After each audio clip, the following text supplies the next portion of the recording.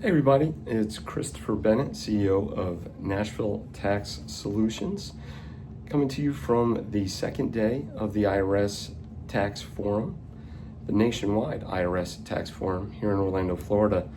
Today we covered several topics. I'm going to review to my notes a little bit here as well. Start off the day talking about the Schedule C filing for tax professionals and helping our clients with filing Schedule C tax returns.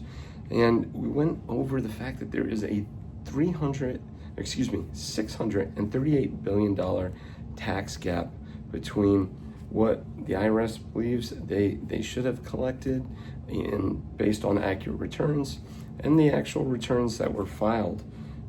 Based on audit and adjustments for either underreporting income or over-reporting expenses, they recoup about $38 billion of that. And Schedule C tax returns accounted for over $2 trillion in gross receipts.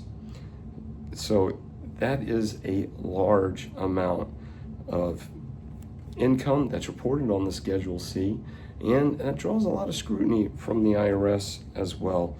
They talked about different industry codes and the fact that the IRS will break down the filing status of people who are filing Schedule Cs down to even age groups, with 35 to 45 years of age being the most common group that files a Schedule C.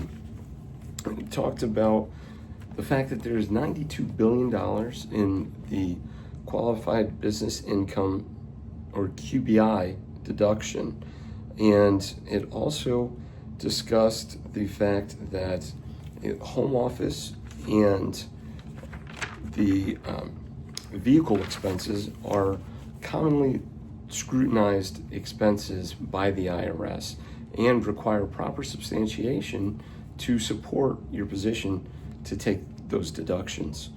We also talked about the Office of Professional Responsibility, Circular 230. Anybody who's an enrolled agent is covered under Circular 230. Also, attorneys, CPAs, and our responsibility to ethically, professionally provide high quality service to our clients and be reputable and of good character. This is definitely something that's very important. And then we moved on to depreciation recapture and how much depreciation you take over the years, either as a Schedule C or with a corporation. You're going to have to recapture that when you sell the business asset. Now, a business asset is one that's been put into service for a year and a day and is being used by the business on a regular basis.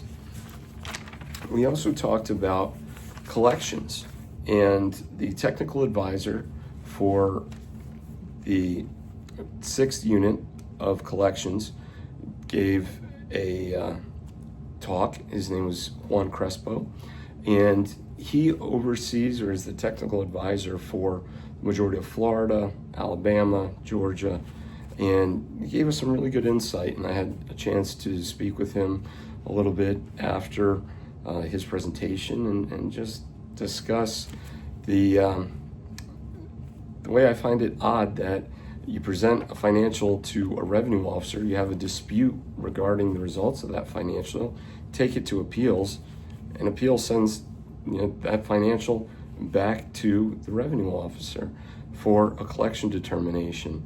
And his statement regarding that was that they are not finders of facts. They simply gather the information, make sure that the process was followed by the IRS, and they allow compliance or collections to make the collection determination. So that was very important as well, some great information. And we finished up the day talking about refundable tax credits, your income tax credit, child's tax credit, additional child tax credit, and the American Opportunity tax credit and the qualifications for those different refundable credits. So there was a lot of great information today. Glad that I could be here and learn that, and hope to put this into use with our clients as soon as possible and continue to provide the utmost service and support to all of our clients. Thank you. Have a great day, everybody.